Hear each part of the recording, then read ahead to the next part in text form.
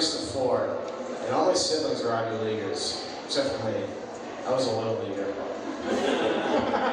And one of my siblings is my brother, who was 11 years older than me.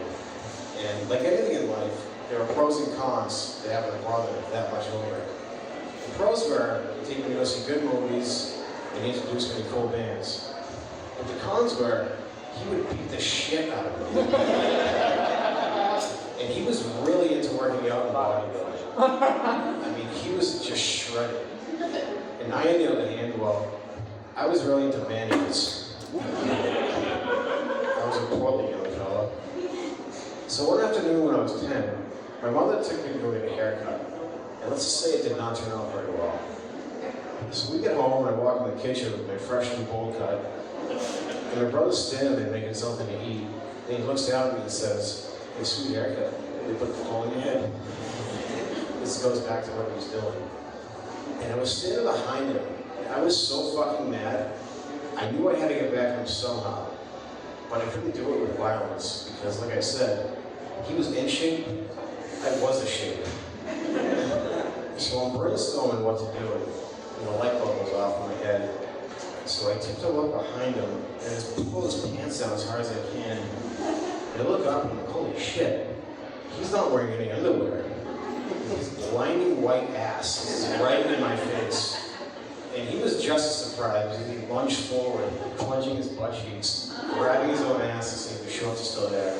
And then we hear from behind us, "Oh my God, David, pull your pants up."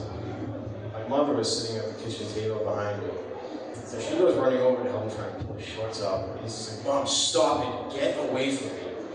And I'm standing there just like, wow. So I just run out of the room. Not before taking one last look at the carnage I just created. But my brother did get a hold of me later that day and said, "Next time we're home alone, I'm gonna beat the shit out of you, worse than I've ever beaten the shit out of you before." And I'm just looking up at him with my stack of chins like, oh my God, he's gonna fucking kill me. So I did the unlogical thing that one can do in that situation.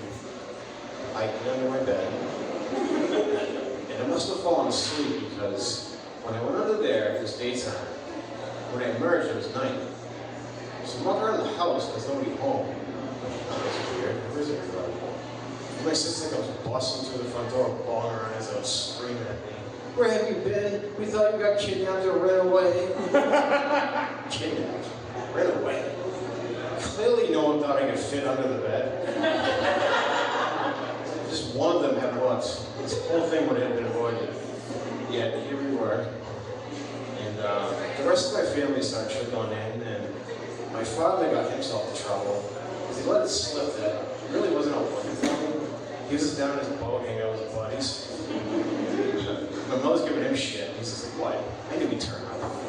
And my poor mother, she was so frazzled, but she was just happy I was home safe and sound, which I wasn't the entire time. I didn't go anywhere. She says, "Oh, sweetie, all this commotion today. I just realized I haven't had supper yet. How about I make you a nice grilled cheese with ham?" Sounds good, thanks. "Would you like anything else on it besides mayonnaise?" "Yes. Extra mayonnaise." So I go by Richie, but my birth name is Richard Jameson Welch. And with the name Richard comes a cross bear of the dreaded nickname Dick. And growing up, I always knew this thing existed. There was no one to tell me about it. I think I was born with this Dick intuition. And every day on the way to school, I wondered, is today the day my classmates find out that Dick is another name for Richard?